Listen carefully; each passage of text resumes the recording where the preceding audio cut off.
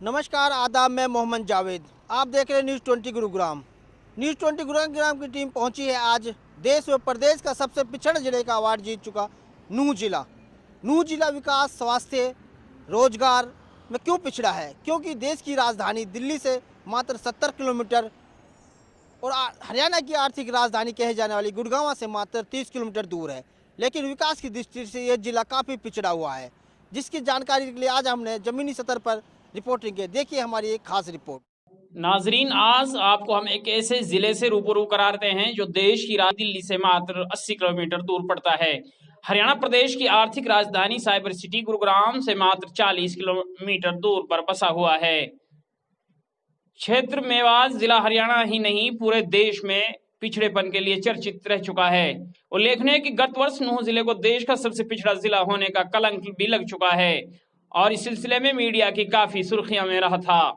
इसको लेकर आज हमारी टीम मेवात के नूंह जिले का दौरा किया और जाना और समझा कि आखिर एक जिला क्यों अति पिछड़ा हो गया और इसके कौन जिम्मेदार हैं और क्या रीजन और क्या वजह रही होगी।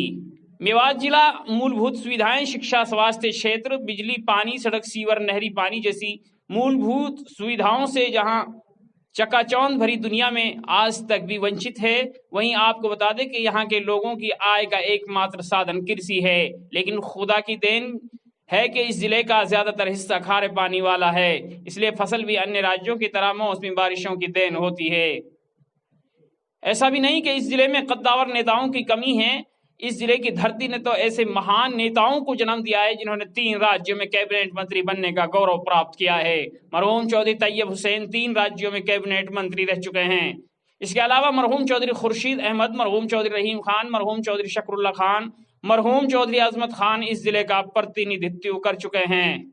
सांसद और प्रदेश सरकार में कैबिनेट मंत्री तक भी रह चुके हैं। उनके बाद अब चौधरी आफ्ताब अहमद, मोहम्मद इलियास, नसीम अहमद, मोहम्मद आजाद, चौधरी जाकिर हुसैन, रईसा खान, हबीबुर रहमान विधायक तकरीबन आधे दर्जन मंत्री बनकर प्रतिनिधित्व कर चुके हैं। इसके बावजूद भी यहाँ जिला देश का सबसे पिछड़ा जिला माना जाता है। ऐसा नहीं कि इस जिले में अस्पताल, स्कूल, कॉलेज नहीं है, सब कुछ है, सब संस्थाएं हैं, लेकिन स्कूलों में अध्यापक, अस्पतालों में डॉक्टर की भारी कमी है, जिसके चलते ये संस्थाएं सिर्फ सफेद हाथी बनकर रह गई हैं। जिले का ऐतिहासिक गांव घासेड़ा मूलभूत सुविधाओं से आज तक वंचित है, जबकि इस गांव को आदर्श गांव बनाने के लिए पूर्व मुख्यमंत्री और राज्यपाल तक घोषणा कर चुके हैं, लेकिन वर्षों बीत जाने के बाद भी वही ढाक के 3 बात बराबर वाली कहावत साबित हो रही है। 1947 में जब देश बंटवारे के समय ये मेवात के लोग पाकिस्तान जा रहे थे, तो उस समय राष्ट्रपिता महात्मा गांधी एक गांव में पहुंचे थे और एक जनसभा कर यहाँ के जो मेवाती लोग हैं उनको समझाया था कि आप हमारे भाई हैं, रहें, आपको पूरा सम्मान दिया जाएगा। लेकिन उसके बावजूद भी ये मेवात जिला बहुत पिछड़ा है। जो आदर्श गांव है उसकी भी हालत बहुत ख़राब है। आप देख सकते हैं कि ये स्कूल का मेन गेट है जिसमें बच्चे शिक्षा लेने आते हैं, लेकिन जो यहाँ की जो साफ़ सफाई है वो उसका बुरा हाल है। यहाँ पर गंदगी है। अब हम बात करते हैं यहाँ के कुछ गांव ग्रामीण भी हमारे साथ हैं जो बताएंगे जो ये गंदगी है कितने दिन से क्यों ये कारण हो रही है। आपका नाम क्या है? हाँ जी, मेरा नाम ईसा है। मैं ईसा जी, जो ये मेन स्कूल के गेट पे जो इतनी गंदगी हो रही है, यहाँ पे लोगों ने कब्जा कर रखा है, ये कितने दिन से है? इसके बारे में आपको भी कहना है? हाँ, ये काफ़ी दिन से कब्जा है सर। ये जो लोग हैं ना, गांव वाले हैं, चलो गांव के लोग ऐसी बातें कर देते हैं, लेकिन जो अपना स्टाफ है स्कूल का वो भी इस और ध्यान नहीं देता। उनके अलावा ये ग्राम पंचायत का फर्ज बनता है, वो भी इस पर इस और ध्यान नहीं देती। उनको चाहिए कि जो कब्जा नाजायज किया हुआ है लकड़ियों का, इनको हटवाना चाहिए। खाली कागजों में आदर्श गांव है, आदर्श गांव के मुताबिक यहाँ कोई सुविधा नहीं है। भाजपा नेता इस जिले का पिछड़ेपन का दोष जहां कांग्रेस सरकार पर लगाते हैं, वहीं कांग्रेसी नेता भाजपा सरकार का दोषी मान रहे हैं। आप यहाँ पे जो इतना गंदे पानी में क्यों कपड़े धो रही है? यहाँ पे जब पानी ना आते हम गाँव में पानी ना है हैं तो जो ये कपड़े धो रहे हैं यहाँ पे कितने दिन से धोती आ रही है यहाँ गाँव की महिलाएं? हमें भैया हम धोती देखी हम। तो गाँव का पानी कैसा है? खारी खारी पानी पूरा गाँव का? हाँ। तो ये तो गंदा पानी है, इसमें कपड़े जो पाक नहीं होते हैं, फिर उसके लिए क्या करते हैं आप? जब मीठा पानी ना तो कहाँ धो फिर इन्हें। ये थी गांव की महिलाएं जिनका कहना है कि जो गांव का जो पानी है वो खारी है, जिसमें कपड़े नहीं निकलते, मजबूरन होकर उनको यहाँ पे गंदे पानी में कपड़े धोने पड़ते हैं। इस बारे में जब चुनाव आते हैं जो अधिकारी और नेता बहुत वादे तो करते हैं कि तुम्हें पानी लाएंगे, लेकिन उन वादों को पूरा नहीं किया जाता, इसलिए मजबूर होकर इस गंदे पानी में ही ये महिलाएं कपड़े धोने को मजबूर है। देखो जी, यहाँ पानी काफ़ी दिनों से ऐसा ही है, उनकी महिलाओं की मजबूरी है, वो कपड़े धोती हैं लेकिन पाक साफ नहीं होते। इसमें भैंस भी आती हैं, गोबर करती हैं, पेशाब करती हैं और गांव की गंदगी भी सारी इसी तालाब में आती है। उनकी मजबूरी है जी। गांव में खारा पानी है और पानी मंगाया जाता है जो टैंकों से मंगाया जाता है, और उससे देखो इतनी आमदनी किसी के पास नहीं है, वो बेचारी मजबूर हैं। मजबूर होने के कारण इस गंदे पानी में कपड़े धोती हैं। आखिर मेवात विकास में पीछे क्यों? इसके लिए आज चर्चा में हमारे भाजपा नेता चेयरमैन जाहिद हुसैन से बात करते हैं कि पिछले 6 साल से सत्ता में भाजपा की सरकार है, फिर भी आखिर मेवात क्यों पीछे है?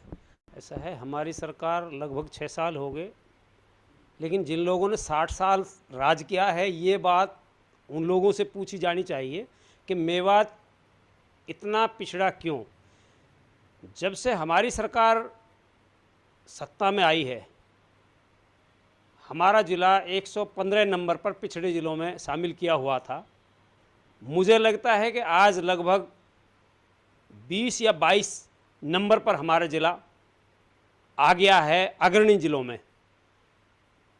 तो ये मेवात में भारतीय जनता पार्टी ने जो विकास किया है उसकी देन है। यहाँ मेवात में लगभग 2-3 परिवारों का राज रहा है, और वो 2-3 परिवार, मैं ये नहीं कहूँगा एक पार्टी में रहे, उनको जहाँ जैसा मौका मिला उसी पार्टी में जाकर उन्होंने सत्ता का सुख भोगा।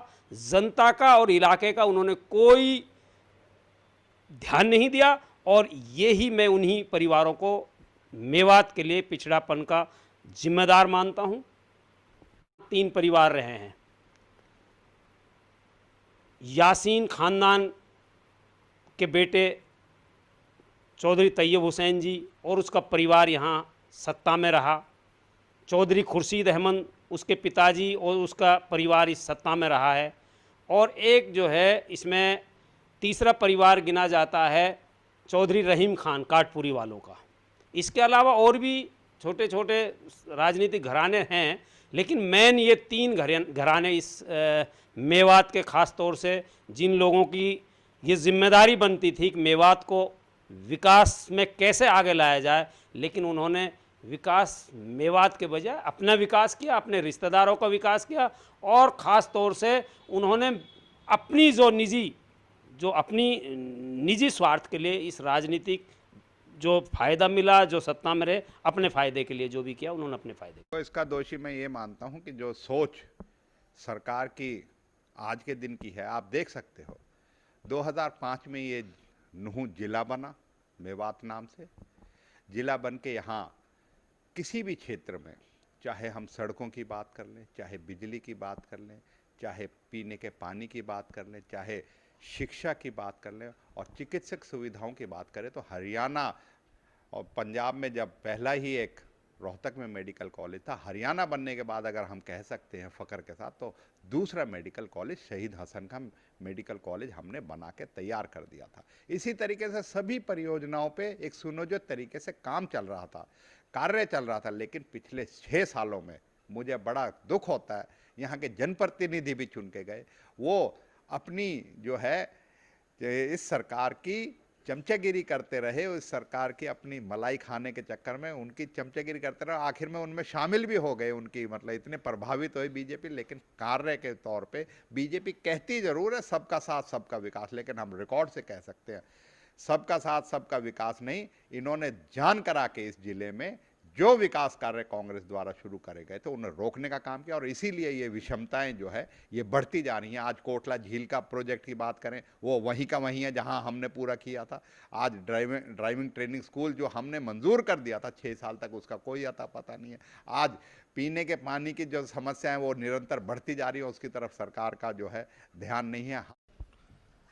मेवात के पिछड़ेपन का जहाँ तक कारण है, इसके लिए कोई व्यक्ति विशेष या कोई ख़ास व्यक्ति जिम्मेदार नहीं। इसके लिए यहाँ के चाहे राजनेताओं की बात है, चाहे आम जनता की बात है, हर व्यक्ति कहीं ना कहीं उसकी भागीदारी उसमें रही है। अगर यहाँ नेता थोड़ा सा ध्यान देते तो निश्चित तौर पर अगर शिक्षा पर ध्यान होता तो यहाँ पे लोग शिक्षित होते तो चाहे जनसंख्या की बात है, जनसंख्या ऑटोमेटिक कम हो जाती। दूसरी बात ये है कि शिक्षित होते तो रोज़गार भी मिलता।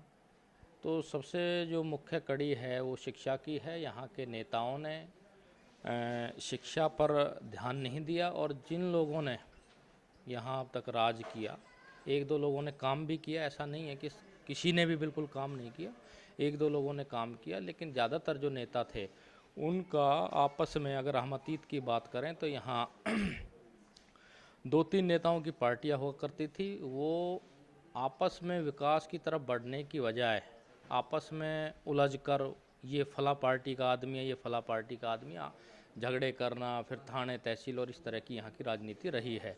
अब पिछले कुछ दिनों में बदलाव ज़रूर आया है और वो बदलाव दिखाई भी दे रहा है। लोगों की अनपढ़ता कम हो रही है और वो धीरे धीरे विकास की तरफ भी बढ़ रहे हैं। ये नेताओं के साथ साथ जनता भी कहीं तक दोषी है। आपको हमारी न्यूज़ कैसी लगी? लाइक करें, शेयर करें और कमेंट्स बॉक्स में जाकर अपने विचार रखें, ताकि ऐसी ही और खबरों से हम आपको रूबरू करा सकें और हमारा हौसला बढ़ाएं।